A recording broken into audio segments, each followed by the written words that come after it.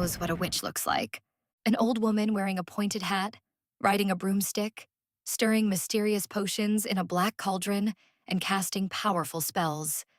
But like many of the world's most famous legendary figures, this image is far removed from the original.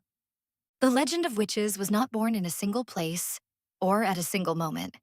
It developed over thousands of years through a mixture of ancient beliefs, religious traditions, human fears, historical events, and stories passed down from one generation to the next.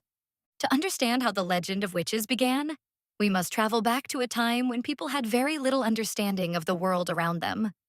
Thousands of years before the word witch even existed, nearly every civilization had people who were believed to possess extraordinary knowledge.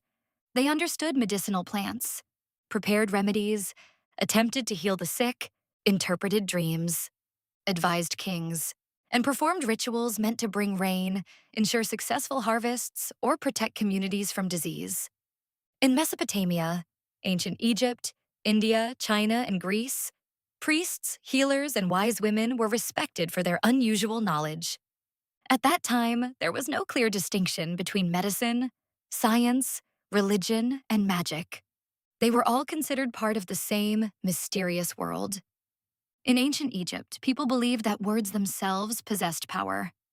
Priests recited sacred formulas from religious scrolls because they believed spoken words could influence reality.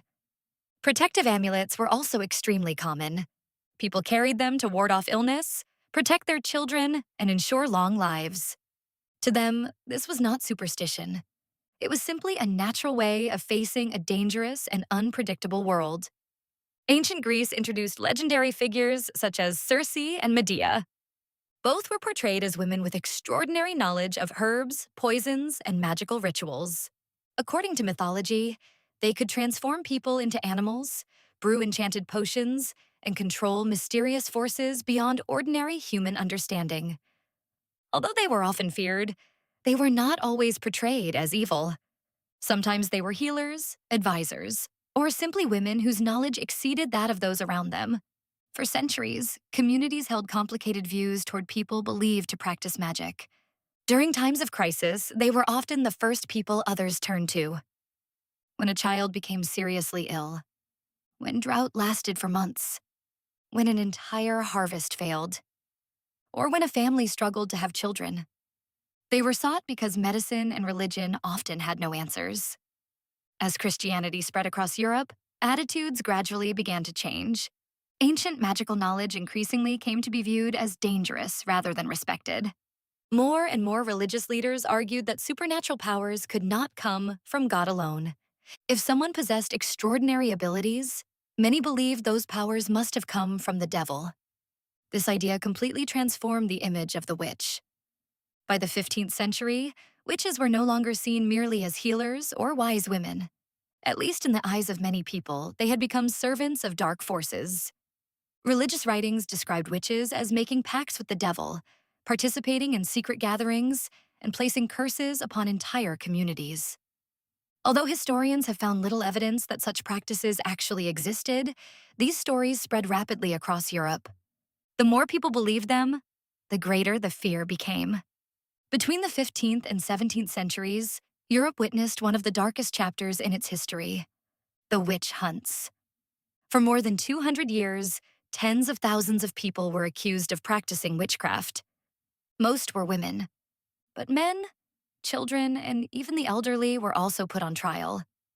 Sometimes all it took was a neighbor claiming to have seen someone behaving strangely, or a woman who successfully treated illnesses using herbs, or a cow that died shortly after an argument between neighbors. In many cases, no real evidence was required. Fear alone was enough. Many of the accused confessed to crimes they had never committed, not because they were guilty, but because many confessions were extracted through brutal torture. People admitted to flying through the night, meeting the devil, transforming into animals, or placing curses upon entire villages. Today, it is widely accepted that the overwhelming majority of these confessions were false. At the time, however, they were considered convincing evidence. Europe was not the only place where fear of witches led to tragedy. One of the most famous witch hunts in history took place across the Atlantic in the American colonies. In 1692, in the village of Salem, Massachusetts, several young girls suddenly began behaving in strange and disturbing ways. They screamed, shook uncontrollably, collapsed to the ground, and claimed they were being attacked by invisible forces. The physicians of the time could find no medical explanation and eventually concluded that the girls had been bewitched. The accusations spread with astonishing speed. At first, suspicion fell on people who already lived on the margins of society. Before long, however, anyone could become a suspect. Neighbors accused neighbors. Friends testified against friends. Even members of the same family turned against one another out of fear. The courts accepted testimony that today would never be considered evidence. Dreams, visions, and claims that a person's spirit had appeared and attacked someone during the night. Within only a few months, more than 150 people were arrested. 19 were executed by hanging, while another man, Giles Corey, was pressed to death beneath heavy stones after refusing to enter a plea. As time passed, more and more people began questioning the trials. Eventually, the prosecutions came to an end. Many convictions were overturned, and years later, the authorities formally acknowledged that terrible mistakes had been made. Today, the Salem witch trials are remembered as one of history's most powerful examples of what can happen when fear, rumors, and superstition replace evidence, reason, and justice. Many of the symbols we associate with witches today also appeared gradually over time. The broomstick, for example, was originally nothing more than an ordinary household tool. Only centuries later did stories begin describing witches flying across the night sky upon it. The pointed hat became associated with witches much later through illustrations, folklore, and popular books. The black cauldron was simply a common cooking pot used for preparing food as well as herbal medicines. Over time, it became a symbol of magical potions and mysterious rituals. The animals associated with witches also emerged from folklore. Black cats were considered mysterious because they could see well at night, moved silently, and their eyes appeared to glow in the darkness. Many people came to believe they accompanied witches or could even serve as their supernatural companions. Owls, ravens, and frogs also appeared repeatedly in legends as symbols of wisdom, mystery, or the spirit world. Despite their frightening reputation, not every witch in folklore was portrayed as evil. Many traditions tell of wise women who healed the sick, assisted with childbirth, understood hundreds of medicinal plants, and preserved valuable knowledge passed down through generations. In many cases, the difference between a respected healer and a feared witch depended less on what she actually did and more on how society chose to view her. Even today, witches continue to capture the human imagination. They appear in countless books, films, television series, and video games. Sometimes they are heroes.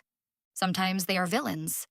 Some stories portray them as wielding genuine supernatural powers, while others see them as intelligent women who became victims of fear, misunderstanding, and persecution. Perhaps witches never existed in the way legends describe them. Yet the stories surrounding them reveal something even more fascinating.